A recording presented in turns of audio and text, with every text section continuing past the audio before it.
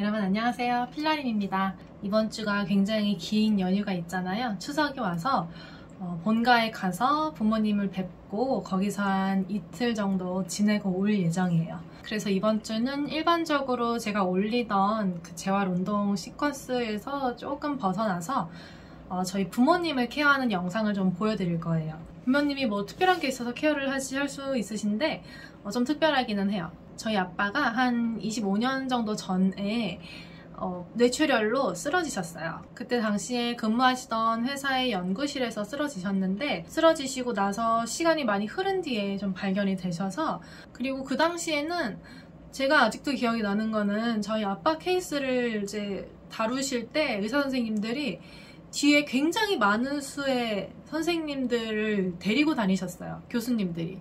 그러니까 이게 굉장히 희귀한 케이스였던 것 같아요.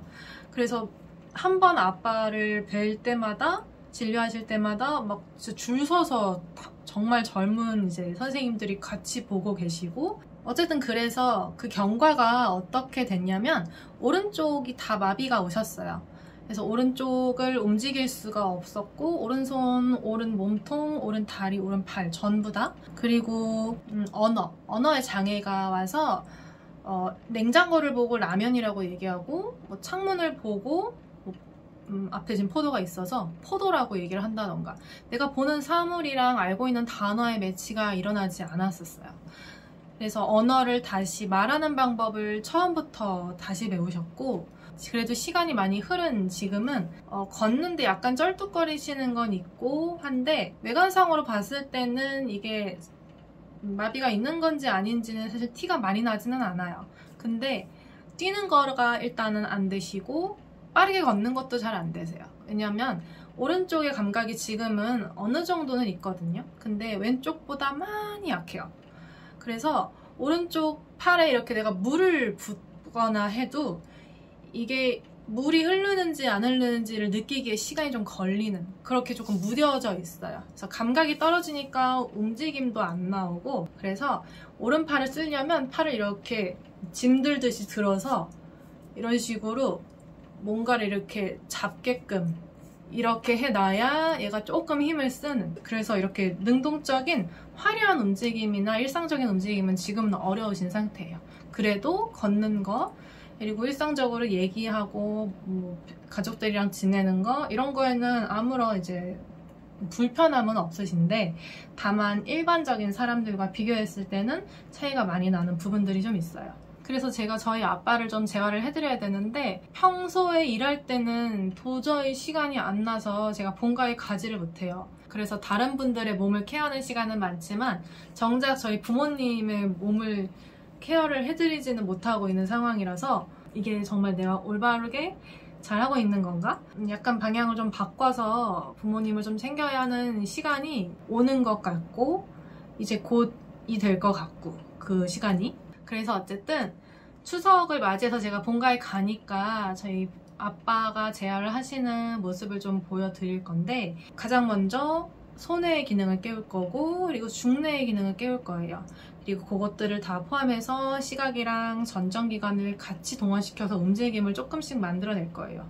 아마 굉장히 기초적인 수준의 움직임일 건데, 이것들이 이제 좀 이해가 되면 일반 분들을 케어할 때 이거를 그냥 기본 베이스로 깔고 갈 수가 있기 때문에 제가 아빠 재활하는 걸 보시면서 손의 기능을 깨울 땐 저렇게 하는구나, 중뇌의 기능까지 같이 연결해서 깨울 때는 또 이렇게 하면, 이런 식으로 좀 어렵지 않게 다가갈 수 있는 그런 기회가 되지 않을까 싶어요. 그리고 저희 엄마도 그렇게 기능이 좋은 편은 아니신데, 저희 엄마는 나중에 다시 한번 영상을 찍어보는 걸로 할게요. 그리고 참고로 저희 가족이, 저희 오빠네 부부, 그리고 저랑 이모, 뭐 엄마, 아빠, 그리고 조카, 이렇게 해서 좀 인원수가 있어요. 그래서 한 7명 정도가 바글바글 하거든요. 아빠만 딱 불러서 영상을 찍고 그럴 수 있는 환경이 아니라서 그냥 찍을 수 있는 각도에서 어떻게든 찍어 보려고 해요. 그러면 조금 산만할 거고 정신없을 거지만 보일 수 있는 내용들은 최대한 한번 찍어 보는 걸로 하고, 저는 본가로 출발해 볼게요. 자, 저는 마사지건을 쓸 거고요. 진동을 몸에다가 넣어줘서 아빠가 갖고 있는 감각을 깨워낼 건데, 이건 근육을 풀어내는 용도로 쓰는 건 아니고요.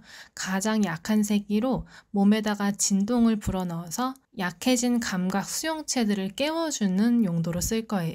지금 아빠의 오른쪽 팔, 오른 다리에 있는 감각 수용체들이 감각을 잘 못 느끼는 상태거든요. 그래서 계속 두들기면서 일어나 일어나 하는 역할로 진동기를 쓰는 거예요. 진동은 그냥 손으로 만져주거나 풀어줄 때보다 더 깊이 감각이 전달돼서 훨씬 효과적으로 감각세포를 깨워줄 수 있어요.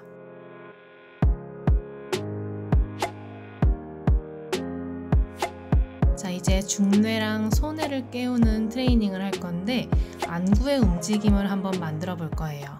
오른쪽 감각이 떨어져 있으니까 오른쪽 눈만 뜨고 있는 상태에서 시선과 머리를 같이 움직여 볼 거예요. 저는 집에 있는 물약통을 활용을 했고, 물약통의 분홍색 뚜껑 탑을 바라보면서 머리와 시선을 움직이게 했어요. 머리와 목 그리고 눈의 움직임은 뇌 중에서도 중뇌와 소뇌의 움직임을 잘 보여주는 척도가 돼요. 중뇌는 보통 안구 운동이랑 반사적인 움직임, 공간인지, 균형 감각과 같은 걸 담당을 하고, 그리고 지금 하는 트레이닝에서 눈이 계속해서 목표물을 놓치거나 아니면 먼저 가 있거나 안구 운동이 매끄럽지 못하고 계속 버벅거리면서 끊기는 걸 볼 수가 있어요. 특히 오른쪽이 마비되어 있으니까 오른쪽의 시각이랑 전정 기능이 다 떨어져 있는 상태예요. 중뇌의 감각을 더 깨워주기 위해서 오른손에다가 뭔가를 쥐게 하고, 이런 식으로 오른쪽의 촉각 정보를 조금 더 올려서 중뇌 기능을 더 올려줄 수 있어요.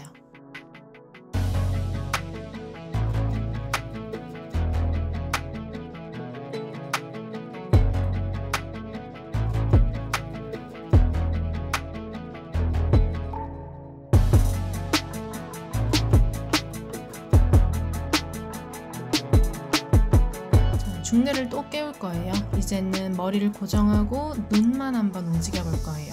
목표물을 위아래로 움직이고 좌우로 움직이고 대각선으로 움직이면서 눈이 따라오게끔 할 거예요.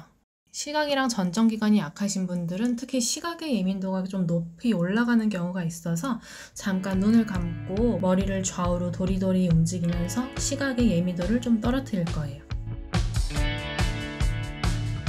전정기관 아직 부족해요. 계속 자극할 거고요.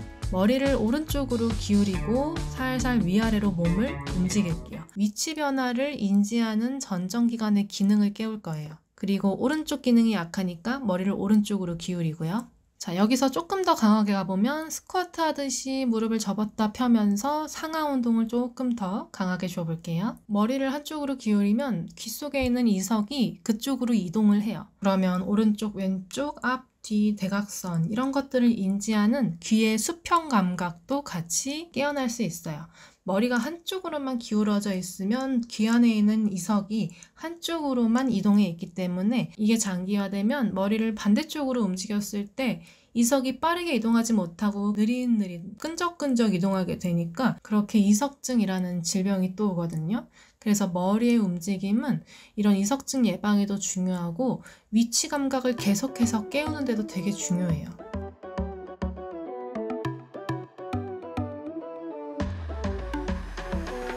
자, 2시간이 지났고 다시 전정기관을 건드릴 거예요. 신경은 자극에 굉장히 예민하기 때문에 좋은 자극을 양으로 밀어붙여서 승부를 보면 신경이 안 깨어날 수가 없을 거예요. 계속해서 자극할게요. 자, 이제 손의 기능도 천천히 한번 넣어 볼 거예요. 걸어 볼 건데 상하체를 자연스럽게 앞뒤로 쓰면서 신체의 협응을 만들어 줄게요. 팔도 흔들고 다리도 앞뒤로 움직이면서 팔다리가 같이 쓰이게 하는 거예요. 그리고 머리를 오른쪽으로 기울여서 오른쪽 전정기관을 자극하면서 걸어 볼 거예요. 아빠는 걸을 때 팔을 앞뒤로 반사적으로 자연스럽게 흔드는 기능이 떨어지고 다리를 움직일 때 리듬이 쩔뚝쩔뚝거려서 약간 떨어져 있는 상태예요. 다리의 움직임에 리듬이 떨어지니까 당연히 균형 감각이 안 좋고 한 발로 서는 기능을 굉장히 어려워하세요. 아빠가 걸으시는 걸 잘 보시면 점점 머리가 다시 정면으로 돌아오면서 왼쪽으로 넘어가는 게 조금씩 보일 거고요. 다리는 걷고 있는데 팔은 못 움직이는 게 조금씩 보일 거예요. 지금의 단계에서는 그런 부분들만 계속 인지를 줘도 뇌는 조금 과부하를 느낄 수 있거든요. 이 정도 수준으로 계속해서 뇌를 자극하고 재활하는 게 아빠한테는 굉장히 풍부한 감각으로 자극이 될 거예요.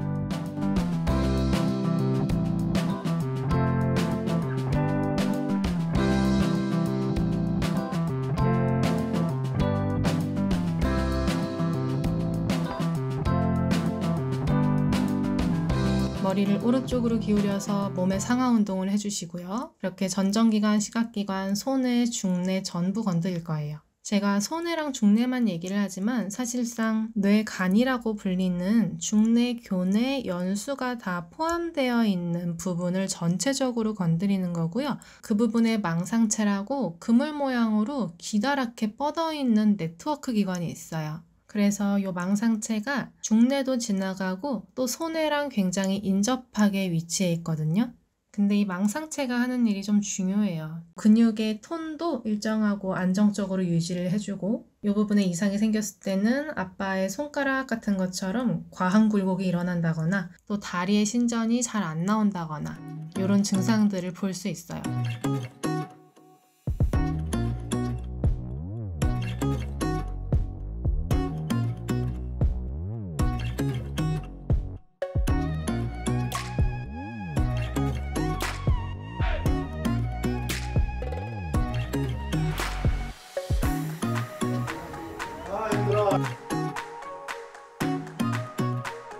자, 또 2시간이 지났어요. 진동건을 들고 저는 다시 등장합니다. 아까 안구 운동이 중뇌의 기능을 담당한다고 얘기를 했잖아요. 중뇌가 몸에 굴곡을 만드는 근육의 톤을 또 담당하거든요. 근데 보통 뇌출혈이 있거나 뇌질환을 겪으신 분들은 이 굴곡 기능이 현저하게 떨어져요. 아빠만 봐도 오른손으로 주먹을 쥐게끔 하면 힘을 컨트롤하지 못해서 굉장히 과하게 오른손가락들이 다 오그라들게끔 주먹을 쥐거든요.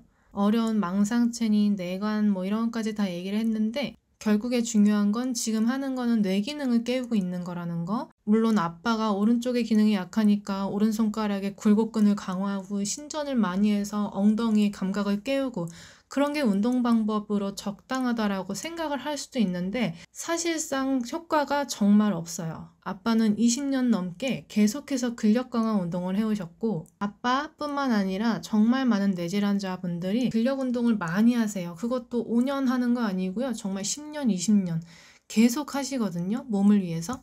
근데 근육이 잘 안 붙고 감각이 안 돌아와요. 이건 단순하게 근력의 문제로 바라볼 게 아니라는 거거든요. 뇌 기능이 계속 잠자고 있으니까 줘야 될 힘을 못 주고 느껴야 될 감각을 못 느끼는 거예요. 그래서 우리는 근력 운동 전에 뇌를 깨우는 절차를 밟고 있는 거예요. 이건 사실 뇌질환자한테만 해당하는 얘기는 아니고요. 그냥 만성통증이 있으신 분들도 계속해서 근력 강화를 해도 통증이 나아지지 않는다면 이런 식으로 뇌를 깨우는 과정이 필요하겠다라는 거를 인지를 해야 한다는 게 굉장히 중요하다고 저는 생각해요. 그리고 그 부분이 사실 굉장히 어려운 부분이기도 하고 화이팅입니다. 우리 같이 힘내요.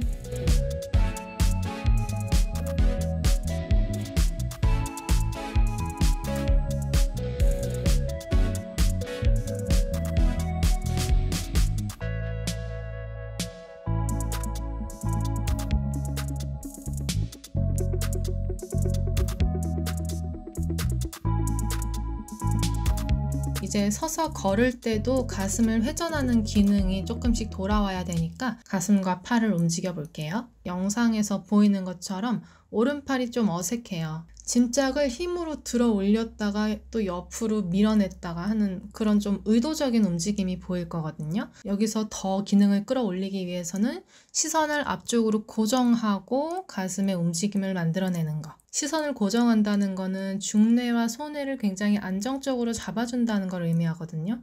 중뇌랑 손해가 안정감을 느끼면 그 뇌가 담당하는 기능들도 더 빠르게 돌아오겠죠. 상하체의 협응 움직임, 또 무의식적인 반사적인 움직임 같은 것들. 지금 영상에서도 시선을 앞에다가 딱 맞추고 팔을 움직이니까 훨씬 자연스럽게 팔이 움직이는 걸 볼 수가 있어요.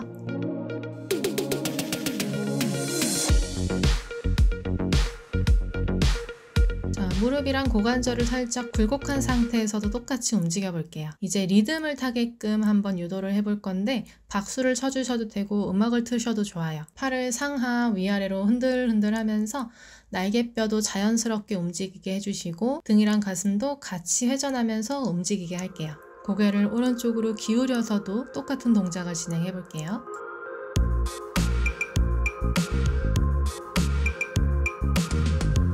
자, 이제 걷는 듯한 다리를 만들어 놓고 팔의 스윙을 만들 거예요. 상하체가 같이 움직이면서 협응을 만들고 시선을 앞으로 고정하고 있고 호흡을 하면서 뇌 기능을 연결하고 있고요. 아까 얘기했던 드문드문 기억나는 뇌 기능을 지금 전부 쓰고 있는 거라고 생각해 주시면 돼요. 이 동작 되게 쉬워 보이지만 못하시는 분들 정말 많거든요.